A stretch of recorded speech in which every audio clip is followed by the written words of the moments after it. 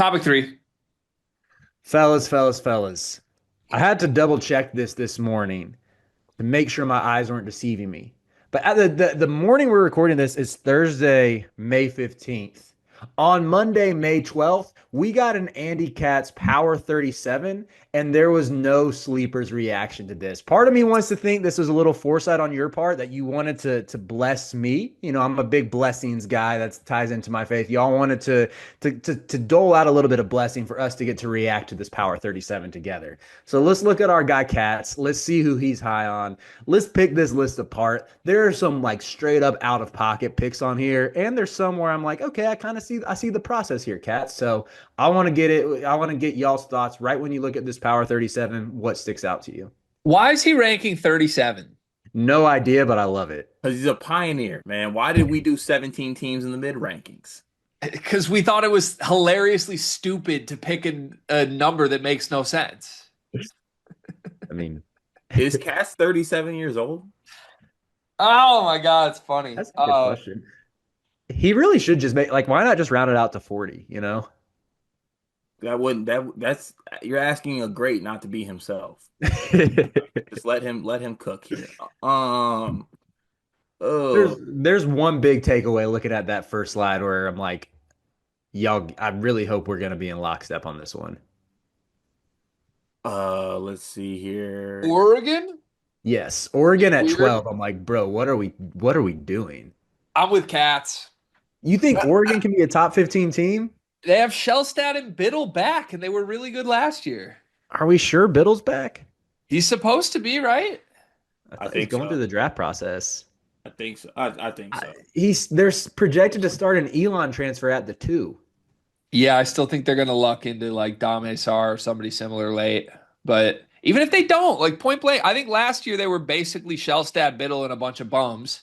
They were very good. Ah, I You just you hated TJ Bamba. Now you're gonna defend TJ Bamba. but you told me he was productive, which he was. He was fine. Shellstat's very good and Biddle's very good. Those guys are like one of the best duos in the entire sport if they're back. I have no problem. Like top 10 would be crazy, but like between 12 and 20, I don't mind it. I hated both 12 and 13. Gonzaga at 13. I feel like they have way too many question marks to just pencil them at 15, as a top 15 team.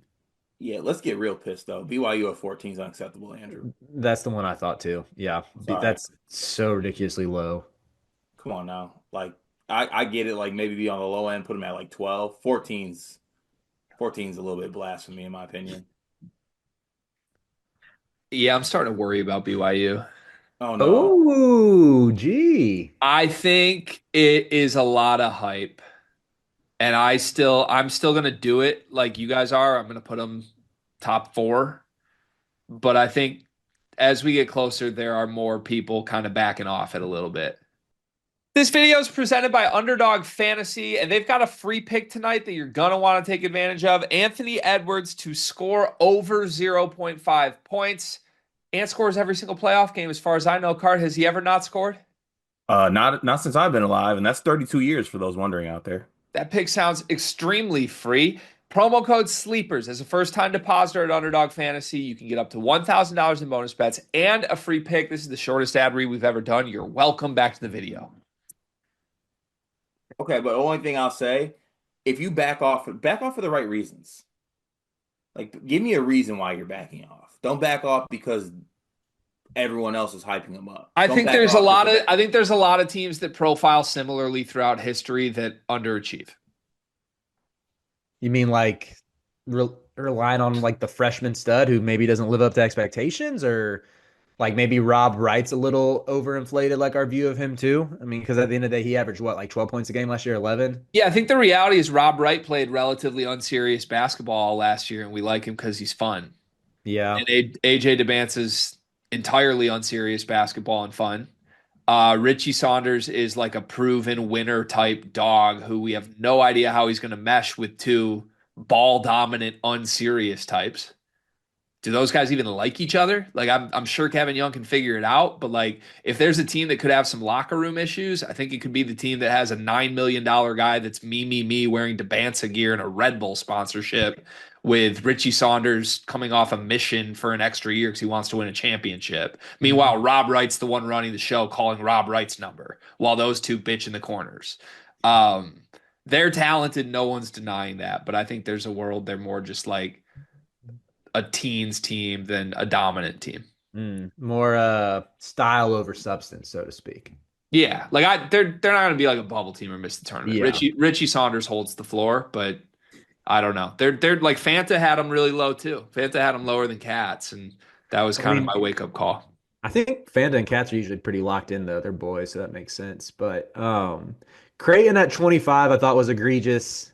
We know It I'm a Blue is Jay this year. very I good. thought like if Cats' whole thing is Big Ten allegiance, I would have had much less of a problem with either UCLA at 12 over Oregon or even Wisconsin at 12. I don't know. There's some like mental block in my mind with Oregon, even though I see the argument about Biddle and Shellstad. Like, I think in college basketball, you want to have your 1 and your 5 stabilized more so than any other position. Like that is your foundation right there. But I still am just like riding the high off of what Wisconsin did last year and how they found this really fun brand of basketball. And I think Nolan Winter's in line for a huge step. Blackwell back as well. Greg, I know you're a Nick Boyd guy to where they're the ones that to me is like if you want to get a little cutesy Big Ten silly face and throw a team that doesn't belong there in the top 12, like that's the one I would have gone with. Yeah, I wholeheartedly agree with you. I'm also pulling rank and ending the segment because we have to start Bleacher Report in 60 seconds. So love you,